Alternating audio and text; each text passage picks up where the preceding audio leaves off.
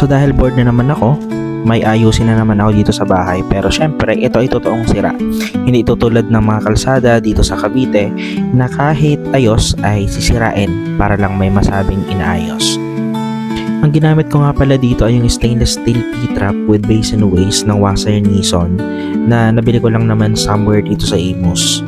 I think last year pa noong inayos ko din ito. May nabili ako noon sa Shopee kaso mumurahin lang kaya ayun, nasira agad. Made of plastic din yan kaya hindi nagtagal. Mabuti na lang, hindi rin ako nahirapan sa pagkakabit nito.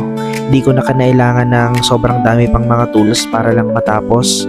Ewan ko ba, may ganito rin ba kayong feeling yung tipong sobrang saya nyo kapag may nagagawa kayo o naayos kayo sa bahay? Mabilis ang pagkakabit lang ito, pero siguradong pulido. Walang tagas, garantisadong garantisado.